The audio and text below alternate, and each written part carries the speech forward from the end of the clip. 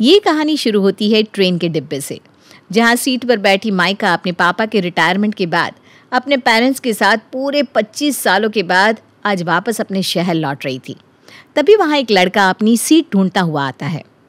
Aunty जी, आप जिस seat पर बैठी हैं वो सीट मेरी है, आप ज़रा ऊपर शिफ्ट हो जाइए ना। 50 साल की औरत को ऊपर शिफ्ट होने के लिए कह रहे हो? अरे तुम तो जवान लड़के हो, खुद ऊपर शिफ्ट हो जाओ। वो क्या ना अंकल जी, ढूंढ ढूंढ कर मैंने विंडो के पास नीचे का बर्थ लिया था। मुझे खिड़की ना दिखे तो क्लस्ट्रोफोबिक सा महसूस होता है। आपने भी ध्यान देकर आंटी जी के लिए नीचे का बर्थ बुक किया होता तो उन्हें ऊपर सोना नहीं पड़ता ना। ये देखिए, ये है आजकल की जवान पीढ़ी। कोऑपरेट तो करना नहीं, ऊपर से जबान लड़ानी है बस। कोई बात नहीं, आप लोग शांत रहिए, मैं ऊपर चली जाती हूँ बेटा। तभी दूसरे बर्थ से माइका वहाँ आकर कहती है, 1 मिनट मम्मी, मैं बात करके देखती हूँ ना। आपने बिल्कुल सही कहा, मुझे मम्मी के लिए स्पेशल प्रेफरेंस डालनी चाहिए थी और मैंने डाली भी थी, पर इतनी इमरजेंसी में हमने टिकट कराया था कि सारे विंडो सीट ऑलरेडी बुक हो चुके थे। अच्छा, तो ये आपकी मम्मी है? जी। क्या मैं आपको एक रिक्वेस्ट कर सकती हूँ? आपको खिड़की चाहिए ना, तो आप मिडल बर्थ ले लीजिए, वहाँ से खिड़की तो दिखेगी आपको। वो क्या है ना, मेरी मम्मी के घुटनों में बहुत दर्द रहता है। एक बार वो ऊपर तो चढ़ जाएगी, पर बार बार वॉशरूम जाने के लिए नीचे कैसे आएंगी? आपके बदले मैं ऊपर बर्थ में सो जाऊंगी, आप मम्मी का बर्थ ले लीजिए। आपका ये एहसान हमेशा याद रखूंगा मैं। और क्या, माइका के बोलने की देरी थी और प्रेम उसकी आवाज़ में गुम हो जाता है। जैसा आपने कहा, मैं शिफ्ट हो जाता हूँ मिडल बर्थ में, आप आराम से नीचे रहिए आंटी जी। धीरे धीरे ट्रेन अपनी स्पीड बढ़ाने लगती है। तो आप लोग देहरादून जा रहे हैं? नहीं, अपने ससुराल जा रहा हूँ, साले की शादी में। तुझे भी चलना है क्या? फिर तो वहाँ मुझे आपके साले के बेटे से दोस्ती करनी पड़ेगी अंकल जी, क्योंकि आपकी उम्र के हिसाब से शादी तो आपके साले की बेटे की होनी चाहिए। आपका साला कम से कम 60 साल का तो होगा ही। नहीं बेटा, इतने भी बड़े नहीं है, ये इज़ ओनली 55। वो क्या है, अभी उन्होंने समाज सेवा करने की सोची है, इसीलिए प्री मैच्योर रिटायरमेंट लेकर वापस हम अपने घर जा रहे हैं। वैसे ये ट्रेन डायरेक्ट देहरादून जा रही है, तो जाहिर सी बात है कि हम भी देहरादून ही जा रहे होंगे। व्हाट? अरे व्हाट अ कोइंसिडेंस, मैं भी देहरादून जा रहा हूँ। वो क्या है ना आंटी जी, मुझे एक्टर बनना है, तो उसी काम के सिलसिले में 1-2 महीने देहरादून रहना है, और उसके बाद जहाँ काम मिले ये बंदा वहाँ। कुछ फ्यूचर है इस काम का? सरकारी नौकरी की तैयारी वैयारी करो, अभी तो उम्र भी है तुम्हारी और शरीर भी अच्छा है। बस मन से ज़रा डरपोक हो, पर फिटनेस पर ध्यान दोगे तो मेडिकल भी क्लियर हो जाएगा तुम्हारा। ये बूढ़ा कितना ज्ञान देता है। अगर इसकी बेटी अपर बर्थ में लेटी हुई ना होती ना, तो अब तक इस बूढ़े को मैं ट्रेन से उतार चुका होता। और माइका को इम्प्रेस करने प्रेम पूरे रास्ते अंकल जी और आंटी जी की खातिरदारी करता रहता है, और फिर ट्रेन पहुंच जाती है देहरादून। बहुत अच्छी जर्नी रही अंकल जी, इसी शहर में हूँ मैं, कभी भी किसी की भी ज़रूरत पड़ी तो मुझे ज़रूर याद कीजिएगा। हाँ ठीक है बेटा, पर हमें ज़रूरत नहीं पड़ेगी। अंकल जी तो मुंह फेर कर चले गए, पता नहीं अब दोबारा हमारी मुलाकात हो ना हो। क्या आप मुझे अपनी फेसबुक की आईडी दे सकती हैं? नंबर नहीं मांग रहा हूँ, परेशान नहीं करूँगा। और माइका प्रेम को अपनी फेसबुक आईडी देकर अपने पेरेंट्स के साथ आगे निकल जाती है। इस जर्नी को भूलकर माइका अपने नए घर को सेट करने में लग जाती है। 2 दिन के बाद अपनी बालकनी से माइका देखती है कि एक लड़का उसके मोहल्ले में कमरा ढूंढने आया है। ये सनी ने इसी मोहल्ले का एड्रेस दिया था, कहाँ मर गया वो? और अपने दोस्त को ढूंढता हुआ प्रेम माइका के घर के ठीक सामने वाले घर के अंदर चला जाता है। अब आएगा ना मजा बिड़ो, इसी खट्टी मिट्टी इमली की तो तलाश थी। सनी को ढूंढता हुआ प्रेम बिल्डिंग के अंदर जाता है, जहां वो देखता है कि सनी के कमरे में हर तरफ मैप लगे हुए हैं और किताब ही किताब भरी हुई है। तूने थिएटर छोड़ दिया, ये किताबों में कब आ गया तू? 12वीं की तैयारी कर रहा है क्या तू? क्योंकि मुझे इतना याद है कि 5 साल एग्ज़ाम देने के बाद तेरा 10th क्लियर हुआ था। यही तो बात है ना, इसी कारण तू सनी नहीं बन पाया। मैं कोई तैयारी नहीं कर रहा, मैं सरकारी नौकर हूँ। मैं तो बस आज भी पढ़ाई करता हूँ, नॉलेज शार्प करने के लिए। क्या? अरे भाई, थिएटर हम क्यों करते हैं? पैसे कमाने के लिए। और पैसे क्यों कमाने हैं? ताकि मैं सेटल हो जाऊंगा। और सेटल क्यों? ताकि एक अच्छी लड़की हाथ में आ जाए। अब सामने के घर में ना हुस्न की परी रह रही है तो सीधा उसी प्रोजेक्ट पर क्यों ना काम किया जाए। ये क्या फालतू की बातें कर रहा है तू? किसी लड़की के लिए कभी ऐसा नहीं बोलना चाहिए। अरे पर तू देख तो सही, सामने जो लड़की आई है वो लड़की नहीं है, खुद स्वर्ग से उतरी हुई कोकिल कंठी अप्सरा है। बस उस अप्सरा के साथ एक दानव भी आया है। सरकारी टीचर था, इसीलिए घर पूरी तरह मेंटेन करके रखता है। बेचारी बच्ची कहीं पंख भी नहीं मार पाती, पर इस दानव का बिना एक इलाज है, सरकारी नौकरी। इसलिए जैसे ही मुझे पता चला कि इसे सरकारी नौकरी वाले लोग पसंद है तो मैं भी बन गया सरकारी नौकर। ये भगवान, इतना झूठ सुनकर तो मेरा दम घुट रहा है। जा रहा हूं मैं बालकनी में। और जैसे ही प्रेम बालकनी में जाता है, सामने वाले घर की छत पर माइका को देखकर वो खुशी से चिल्ला पड़ता है, जिसकी आवाज सुनकर सुशील जी शुरू हो जाते हैं। कौन नामा कुछ चिल्ला रहा है? अरे भाई, सभ्य लोगों का मोहल्ला ये, रात भर पीकर क्लब जाना और नशा उतारने के बाद घर पर तमाशा करना। धीरे, पापा नाराज हो जाएंगी। तुम चीखे क्यों? सॉरी, वो मुझे चींटी ने काट लिया। अरे तुम तो वो ट्रेन वाले। दुनिया बहुत छोटी है मैडम जी। वैसे आपका नाम? माइका। फिर मैं ससुराल। मजाक सुनकर माइका गुस्से में उसकी तरफ देखती हुई अंदर चली जाती है। हाय राम, रुला दिया ना बच्ची को। सारा ह्यूमर तुम्हें यही लगाना था, इसीलिए तो कोई लड़की नहीं पटती तुझसे। अब देख, जो दिल तूने तोड़ा है उस दिल को कैसे जोड़ता है तेरा भाई। वैसे तू चाहे तो मेरे साथ आ सकता है। दूध अगर मैं लूंगा तो तुझे भी 2-4 बिस्किट तो दिलवा ही दूंगा। और प्रेम का हाथ पकड़े सनी माइका के घर चला जाता है। इसे कहते हैं 20 रुपया देकर 50 की पानीपुरी का आनंद। अरे भाई, कोई घर पर है? नमस्ते अंकल जी, ये लीजिए मिठाई खाइए, शुगर फ्री मिठाई है। वो आज ना मेरा प्रमोशन हो गया। मैंने पहचाना नहीं बेटा जी आपको। अरे आप पहचाने ना पहचाने, पर आपको ना यहाँ हर कोई पहचानता है। अपने शहर के सबसे होनहार और ईमानदार टीचर जो यहाँ भी लोगों की सेवा करने आए हैं। मैं कौन हूँ अंकल जी? एक छोटा मोटा सा सरकारी मुलाजिम जो आपके घर के सामने रहता है।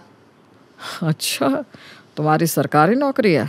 वाह, क्या करते हो?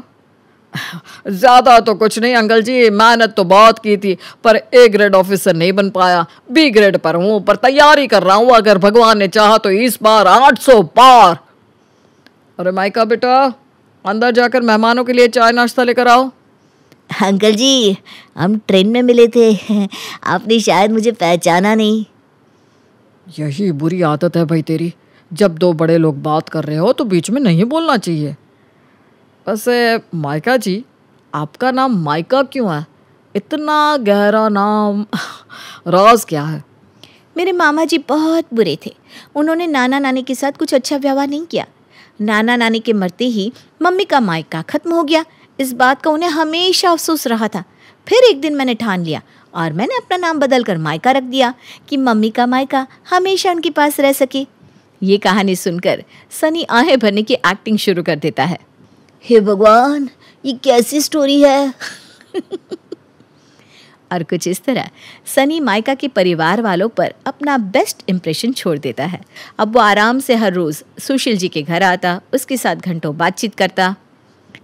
माइका का अंकल जी दिख नहीं रही। अच्छा, जब पढ़ाई कर रही होगी ना? कहाँ बेटा, पता नहीं कहाँ से उसके सर पर यह होटल मैनेजमेंट करने का भूत सवार हो गया। तुम जाकर समझाओ उसे बेटा। न जाने ये आजकल के बच्चों को क्या होता जा रहा है। लोगों के झूठे बर्तन धोने के लिए भी नई डिग्री लेनी है। अरे कुछ करना है तो ऐसा करो कि नाम के आगे पोस्ट लग जाए। अब मैं बात करता हूँ ना अंकल माइका से, बहुत होशियार लड़की है, मेरी बात ज़रूर मानेगी। और अगर कोई ज़रूरत होगी तो मैं हूँ ना, पढ़ा दिया करूँगा उसे। पढ़ा दिया करूँगा नहीं, पढ़ाना शुरू कर दे बेटा। मैं तो कहता हूँ आज से ही तू उसे क्लास देना शुरू कर दे। जहाँ यहाँ सनी माइका के परिवार वालों को खुश करने में लगा था, वहाँ प्रेम माइका के लिए कुछ भी करने को तैयार था। एक दिन वो बालकनी में बैठी माइका को रोता हुआ देख लेता है। कोई बात हुई क्या माइका? अंकल जी ने कुछ कहा क्या? मुझे होटल मैनेजमेंट करना है प्रेम, पर पापा नहीं मान रहे। मेरे पास तो पैसे भी नहीं कि मैं खुद जाकर अपना एडमिशन करवा लूँ। कल लास्ट डेट है। अरे तुम फिक्र मत करो, मैं हूँ ना। तुम तो जानती हो मैं कमाता हूँ। मैं सरकारी नौकर नहीं हूँ, पर तुम्हारी इतनी मदद तो कर ही सकता हूँ। पर अगर पापा को पता चल गया तो तुम सारी बात मुझ पर डाल देना। और कुछ देर बाद प्रेम पैसों का बंडल लेकर मायका के हाथों पर रख देता है। मैं तुम्हें कैसे थैंक्स कहूँ? अरे जल्दी जाओ और एडमिशन करवा लो। खुशी के मारे मायका सीधा अपना कॉलेज पहुंचती है, जहां वो देखती है कि सनी ऑलरेडी कॉलेज के गेट पर खड़ा है। प्रेम ने पैसे दिए क्या? हाँ, पर तुम्हें कैसे पता? अरे मैंने तो उसे वो पैसे दिए थे तुम्हें देने के लिए। उस भूखे नंगे के पास खुद पहनने के लिए कपड़े नहीं है। मेरे घर पर तो रहता है वो, कहाँ से देता तुम्हें पैसे? तुमने दिए पैसे? पर तुम तो मेरे पापा के सामने हर वक्त सरकारी नौकरी की माला जपते रहते हो। वही तो बात है ना मायका, दोनों चीजें मैनेज करके चलानी पड़ती है। तुम अपने घर वालों के सामने सरकारी नौकरी की तैयारी करो और पीछे से यहाँ एडमिशन करवा लो। अब जिस दिन हाथ में डिग्री आ जाएगी तब तक तो दुनिया भी बदल चुकी होगी, और अंकल जी का नेचर भी। उन्हें कुछ बताना ही क्यों है, आराम से डिग्री ले लो। और कुछ इस तरह से अपना दिमाग लगाकर अंकल जी के साथ साथ मायका को भी वो अपनी तरफ कर देता है। बात अभी पूरी कहाँ हुई थी, अभी तो खेल बाकी था। एक सुबह जब सनी मायका के घर जाने के लिए निकल रहा था, प्रेम उसे रोकता है। तू बहुत गलत कर रहा है भाई, सच बताकर रिश्ता रखना। झूठ बोलकर क्यों लड़की की लाइफ बर्बाद कर रहा है? अगर हम थिएटर करते हैं तो उसमें गलत क्या है? मैं भी चाहता तो अंकल जी के सामने सीधा बन सकता था, पर मेरा दिमाग मजाकिया है तो मैंने मजाक कर दिया। ये लड़का बहुत अड़ंगी लगा रहा है, इसको तो साइड करना ही पड़ेगा। हाँ तो ठीक कह रहा है प्रेम, मैं ना आज ही अंकल को इस बारे में बता दूंगा। वैसे तू रात को कितने बजे घर आया था? 4 बजे ना, और अभी बज रहा है 9। अरे सोएगा कब तू? मैं सो जाता तो तेरे लिए नाश्ता कौन बनाता? और वही ना भाव, एक तू ही है जो मेरे लिए सोचता। एक काम कर, हमने नाश्ता तो कर लिया, तू सो जा, दोपहर का खाना मैं बना दूंगा, ठीक है? चल आराम कर, मैं भी आता हूँ। हाँ। और उछलता कूदता सनी अपने बिल्डिंग से निकलकर सामने वाले घर पर चला जाता है। ये सनी नहीं है, पर स्वयं शनि है। ऐसा कोई नहीं है जो इसके वार से बच सके। अरे भैया, आज तक मेरी पानी पूरी खाता था, पर पहली बार तक का बकाया इसने दिया नहीं। भगवान जाने क्या बात है इसकी बातों में, जो सामने वाला बह ही जाता है। प्रेम भैया की जिंदगी से ये प्रेम तो खत्म करके ही रहेगा। सनी अंकल जी के पास जाकर अच्छी अच्छी बातें करने लगता है। मैं तो आए दिन आपके घर आ जाता हूँ अंकल जी। माना मेरा फ्लैट छोटा है, पर कभी आप भी तो मेरे घर आ सकते हैं। अरे कभी क्यों, अभी क्यों नहीं? चलिए चलिए अंकल जी, मायका जी, आंटी जी, आप सब चलिए, इसी बहाने हम बैठ कर चाय नाश्ता कर लेंगे। और सभी के साथ सनी अपने फ्लैट पहुंचता है, जहां हॉल से ही सभी को कमरे में सो रहा प्रेम दिखता है। ये लड़का बिना कभी दरवाजा बंद करके नहीं सोता। अरे भाई पैंट तो पहन लिया कर, चड्डी में कौन सोता है? माना हम 2 लड़के ही रहते हैं यहाँ पर मोहल्ले में लड़कियां भी तो है ना। क्या बताओ अंकल जी, बचपना नहीं गया इस लड़के का। ये 11 बजे तक सोता है? अरे नहीं नहीं अंकल जी, 11 बजे कहाँ, 2 बजे तक बस। दोपहर के 2 बजे तक सोता है? कहाँ एक तुम और कहाँ ये तुम्हारा दोस्त? बाप रे बाप। बेटा मैं तो कहती हूँ जल्दी से रफा दफा कर दो इस लड़के को, वरना इसकी संगति में कहीं तुम भी खराब ना हो जाओ। प्रेम मन का बुरा नहीं है मम्मी। बिल्कुल सही कहा आपने। वैसे कीचड़ में रहता है कमल अंकल, पर क्या कमल को कुछ होता है? आप वो सब छोड़िए, बैठिए, एक नंबर का नाश्ता बनाया मैंने, अभी परोसता हूँ। और प्रेम के हाथ के खाने को सनी अपना बताकर मायके के घर वालों को परोस देता है। खाना खाते ही अंकल जी समझ जाते हैं कि उन्हें अपना दामाद मिल गया है। वो फुसफुसाते हुए निराली से कहते हैं, इससे अच्छा लड़का नहीं मिलेगा निराली जी, मैंने भी दुनिया देखी है, लड़का एक नंबर है, अभी ही बात चला दूं क्या? और अंकल जी सनी की शादी की बात मायका से कर लेते हैं। पूछना क्या है अंकल जी, आपकी बेटी पूरे शहर में 1 पीस है। I am ready. अरे प्रेम सुना तूने? पर ये सुनने के बाद प्रेम तो कुछ सुनाने लायक बचा ही नहीं था। बिना देरी किए लड़की वाले शादी की तैयारी में लग जाते हैं।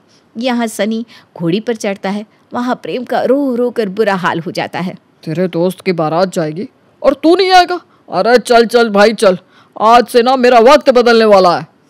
तू बड़ा धोखेबाज निकला यार, बचपन से तूने मेरी हर प्यारी चीज़ को चुराया। मुझे लगा था तू बदल गया है, पर मेरी गलती थी जो मैं इस शहर में आकर तेरे पास रुका और मायका मेरी ना हो सकी। अरे मायका मैं ले गया, कोई बात नहीं, ये ना आखिरी चोरी है, क्योंकि इसके बाद तेरे पास कुछ बचेगा ही नहीं जिससे चुराया जा सके। चल अब आखिरी बार दुल्हन के जोड़े में मायका को तो देख ले। बहुत हो गया सीधा बनना। अब अगर मुझे मायका को मंडप से उठाना पड़े तो भी मैं उठा लूंगा, पर मायका मैं ही लेकर जाऊंगा। और बारातियों के साथ प्रेम भी शादी में पहुंच जाता है। वो जैसे ही नशे की हालत में मायका की तरफ बढ़ता है, सनी कहता है, ये लो जी, हो गया मेरा काम। अब जिसे संभालना है संभाले इस मायका के ससुराल को। बहुत मेहनत करनी पड़ी भाई, संभाल। ये क्या कह रहा है तू? सनी भैया बिल्कुल सही कह रहा है भैया। ये टोटका मैंने ही तो उन्हें बताया था थिएटर से पिक्चर में जाने के लिए। उनके पास एक ही उपाय था, दूल्हा बनना, क्योंकि उनकी कुंडली का राजयोग दूल्हा बनने के बाद ही शुरू होता, वो भी असली का। पर शादी सनी भैया के बस की चीज़ तो है नहीं, इसलिए उन्होंने ये सारा खेल रचाया। सुन लिया अंकल जी, मेरी कोई सरकारी नौकरी नहीं है और इन चीज़ों में मैं पढ़ता भी नहीं हूँ। मुझे तो हीरो बनना है, हीरो। मंडप में छोड़ी हुई मेरी बेटी से शादी कौन करेगा, हे भगवान। मैं करूँगा अंकल जी, एक बार मुझ पर विश्वास करके देखिए। मैंने कहा था ना पापा, प्रेम अच्छा लड़का है, प्लीज़ पापा। और किस्मत ऐसा खेल खेलती है कि ना चाहते हुए भी सुशील को मजबूरन शादी के लिए हाँ करनी पड़ती है और मायका को प्रेम उड़ा ले जाता है।